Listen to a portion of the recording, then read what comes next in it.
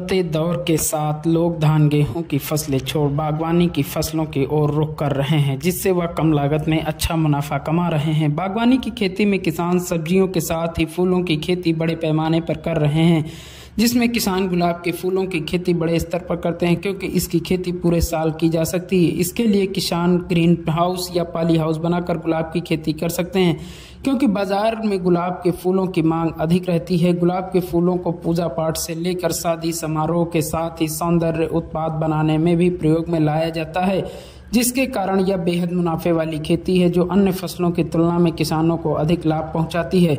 तो ऐसे में गुलाब की खेती करने वालों के लिए किसान कृषि विशेषज्ञ की यह सलाह जानना बेहद जरूरी है। तो आइए जानते हैं कृषि विशेषज्ञ से गुलाब की खेती में किन खादों और रासायनिक तत्वों का प्रयोग करके अधिक मुनाफा कमाया जा सकता है।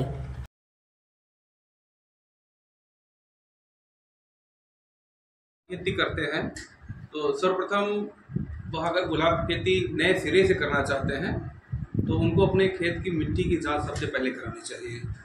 तो मैं बताना चाहूँगा कि मिट्टी की जांच वो कहाँ करा सकते हैं।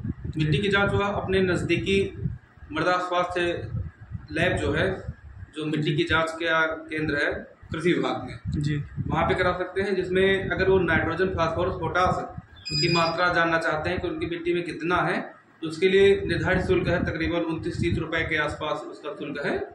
और अगर वो सूक्ष्म पोषक तत्वों के बारे में जानना चाहते हैं कि उनके खेत में कौन से सूक्ष्म पोषक तत्व हैं जो कम है, जिनकी ज़्यादा आवश्यकता उनको डालने की होगी, तो उसके लिए 102 रुपए जो है शुल्क है।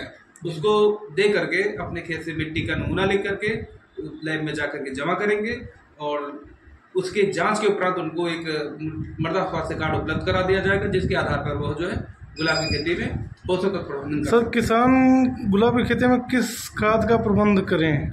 खाद देखिए, पौधे को मुख्य रूप से 16 पोषक तत्वों की आवश्यकता होती है, जिसमें हर पोषक तत्व का महत्वपूर्ण स्थान है। लेकिन जो पोषक तत्व है उनको भी 3 विभाग जो है कैटेगरी में बांटा गया है जी। तो जो ज़्यादा पोषक तत्वों की आवश्यकता होती है नाइट्रोजन, फास्फोरस, पोटास होती है, और उसके बाद जो है कैल्शियम, मैग्नीशियम, सल्फर, फिर माइक्रोन्यूट्रिएंट।